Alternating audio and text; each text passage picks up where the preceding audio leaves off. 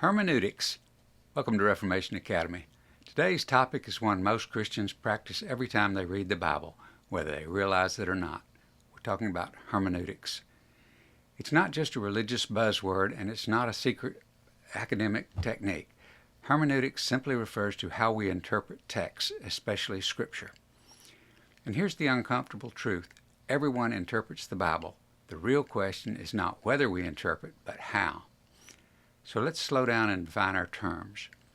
Hermeneutics is the discipline that seeks to understand how meaning is communicated through language and how text should be read and interpreted. In biblical studies, hermeneutics asks questions like, what did the author intend to communicate? How would the original audience have understood it? And how should that meaning be applied today? Hermeneutics is not about inventing meaning, it is about discovering meaning. Some people claim, I don't interpret the Bible, I just read it. But the moment you decide what a passage means, you are interpreting. Even deciding which verses are literal and which are symbolic and which are contextual requires interpretation. Hermeneutics is unavoidable because Scripture comes to us through language, culture, history, and literary forms. The question is not whether interpretation is happening, but whether it's being done carefully or carelessly. At the heart of responsible hermeneutics is a simple principle. Meaning is grounded in the intention of the author. The Bible was written by real people to real audiences in real historical contexts. Our task is not to ask, what does this verse mean to me?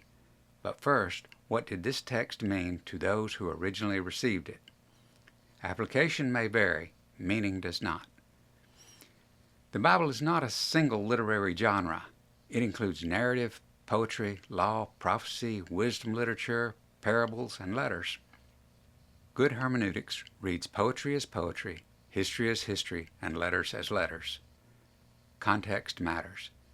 Immediate context, historical context, canonical context.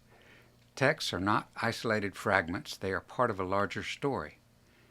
Many theological disagreements are not actually about doctrine, they are about interpretation.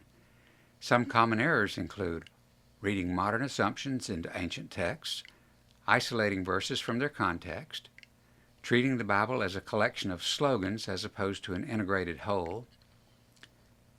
Another frequent mistake is collapsing meaning and application into the same thing. When interpretation becomes careless, Scripture becomes a mirror reflecting our preferences rather than truth that confronts and instructs us. Hermeneutics raises an unavoidable question of authority. If meaning is unstable, then authority shifts from the text to the interpreter. Responsible hermeneutics seeks to listen before it speaks, to submit to the text rather than master it. This does not eliminate disagreement, but it places boundaries on what the text can legitimately be made to say. Good hermeneutics requires humility. It acknowledges that we bring assumptions, biases, and blind spots to everyday reading. That's why careful study, historical awareness, and engagement with the broader church matter. Hermeneutics is not about suspicion. It's about disciplined learning.